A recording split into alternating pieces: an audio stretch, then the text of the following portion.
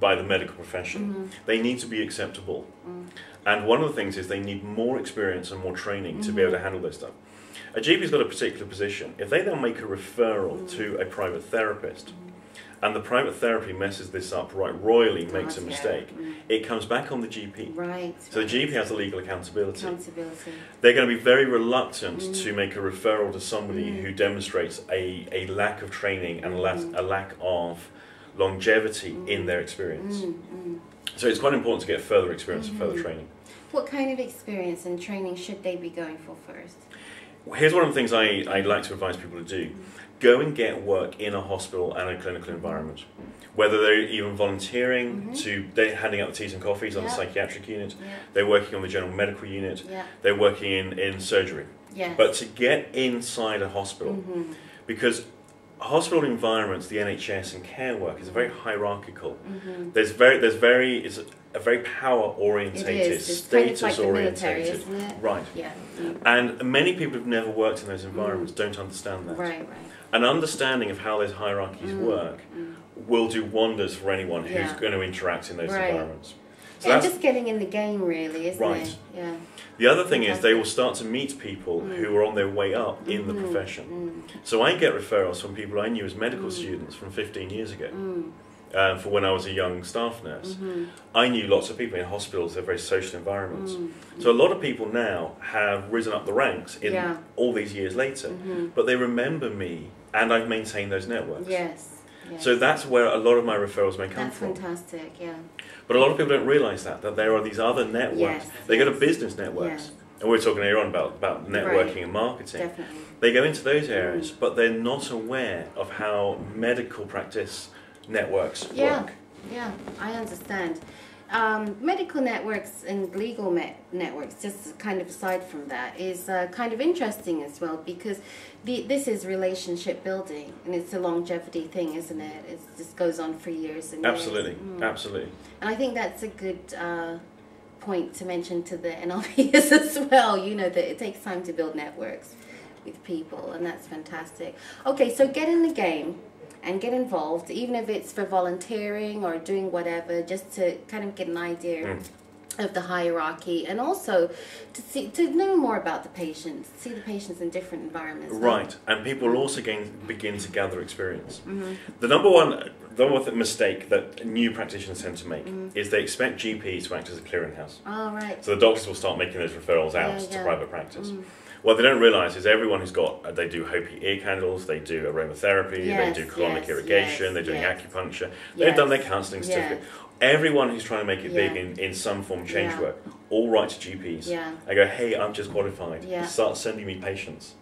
They get inundated with this on a daily basis. So it's that way of trying to get referrals tends not to work so well. And again, it's about networks. You know, if you can build a relationship with your local GP, then that's a bit different, isn't it? You're perhaps more likely to at least be advised or pointed in the right direction if you have a relationship rather than a hit or miss, no?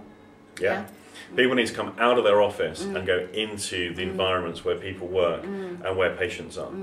Now, what if they don't have a psychiatric hospital close by? Could they go to a main hospital and start somewhere, volunteer within the main hospital, and then get referred out? There's all sorts of ways that people can start to gain experience.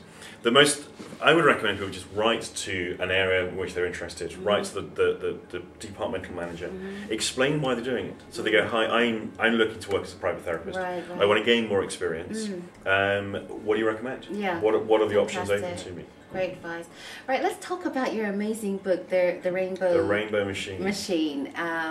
And I absolutely love this book. You can see I'm beaming from ear to ear. I actually used it as my bedtime storybook for like about a week or so, and I kind of could see myself putting it back there every month. It's like, it's awesome. So tell us why you wrote the book, first and foremost.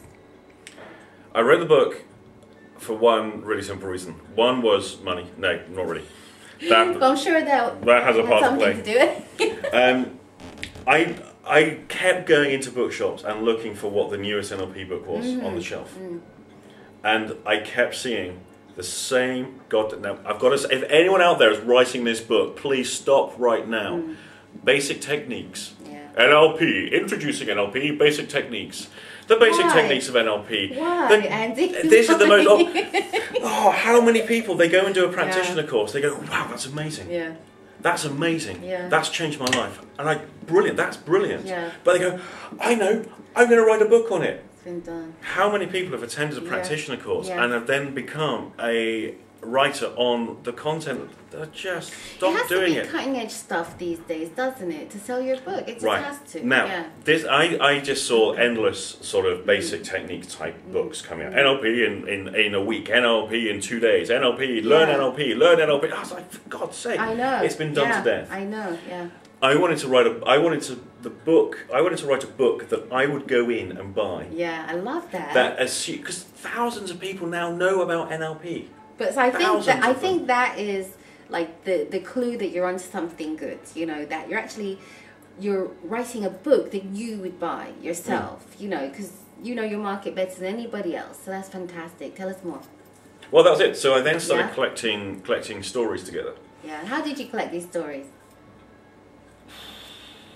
Just from experience. Did you just sit down there and think, this happened on such a day, what should, you know? I mean, tell me, how did it happen? How did you get it into the book? I would every now and again, I didn't sit down to go, yeah, what story should I write?